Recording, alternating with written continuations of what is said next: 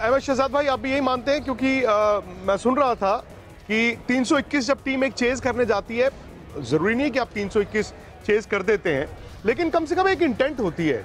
क्या वो lack of intent अचानक से दुबई में आके चेंज हो जाएगी? बिकॉज मुझे उस दिन पाकिस्तान को देख के लगा कि पाकिस्तान ने पहले 25 ओवर गेम को कंट्रोल किया, फिर अचानक से छोड़ दिया। और आपके फास्ट बॉलर्स भी या तो T20 क्रिकेट बहुत खेलते हैं, वो 5 ओवर अच्छे डालते हैं, पर जो लास्ट में आते हैं वो फिर वो 10 में पिटाई बड़ी होती है।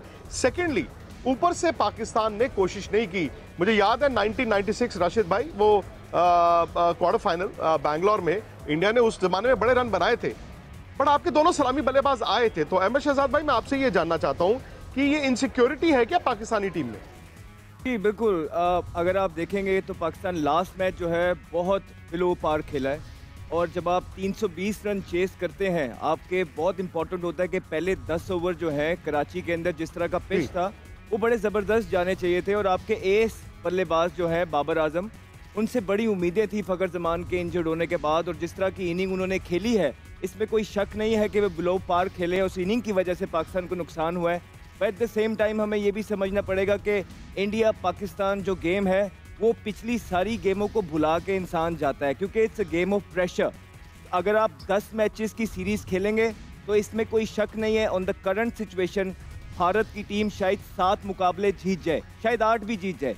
लेकिन जब बात सिर्फ वर्ल्ड कप या ICC की इवेंट्स की आती हैं, जहां मोर ऑफन दैन नॉट एक ही दफ़ा मुकाबला होना होता है, तो आई थिंक पाकिस्तान जैसी टीम में जो अभी परफॉर्मेंस चल रही है, इन पे प्रेशर कम होगा, because they've got less things to lose at the moment. सारी उम्मीदें भारत से वाबस्ता हैं, वो फेवरेट्स हैं, तो उनको अपना शो मनवाना है, उनको जीतना है। और आप पिछले अगर 2 इवेंट्स देखेंगे तो लास्ट टाइम जो है विराट कोहली जो जादू ना चलाते तो शायद वो मैच भी पाकिस्तान इवेंट के अंदर जीत जाता। उससे पहले भी पाकिस्तान ने इवेंट के अंदर भारत को हराया है। तो ये मैच बाकी सारे मुकाबले भुला के होता है। बिल्कुल आप बचीबा ने बिल्कुल ठीक बात की है कि इस टाइम ऑन पेपर जो है भारत की साइड बहुत ऊपर है, लेकिन उन्होंने साथ ये भी कहा कि ऑन द गिवन डे जो बेहतर तरीके से अपनी नर्व्स पे काबू रखेगा, जो अंडर प्रेशर बेहतर फैसले करेगा, और वही टीम जो है सक्सेसफुल होगी। भारत की इस बड़ी साइड के अंदर अगर आप देखेंगे तो भारत को धचका पड़ा है, वो किसका है? वो बुमराह का।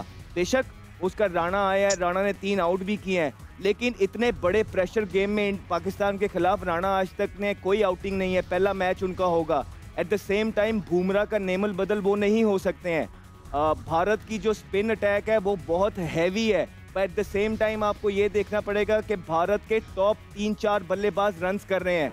मैं ये देखना चाहूँगा अगर पाकिस्तान पहला पंच मारने में कामयाब हो गया, ऊपर से इनके 2-3 सुपरस्टार्स को ले बैठा, फिर इतने ज़्यादा जब ऑलराउंडर्स आपकी टीम के अंदर होते हैं ना, T20 की हद तक तो ये चल जाते हैं। कभी कभार 50 ओवर में इतने ऑलराउंडर्स आपको मुंह की खानी पड़ जाती है। तो ये 1-2 चीज़ें हैं जो देखनी है। फिर उसके बाद दुबई की कंडीशन देखते हुए, जहाँ पे हॉरिजॉन्टल नीचे से जो होते हैं ना, जब नया बॉल खत्म हो जाए, हम अपनी सारी क्रिकेट दुबई के अंदर खेले हैं, जो 5-6 के बल्लेबाज होते हैं ना, वो ज़्यादा कामयाब होते हैं जो हॉरिजॉन्टल बल्ले से खेलते हैं, जिस तरह आपका ऋषभ पंत।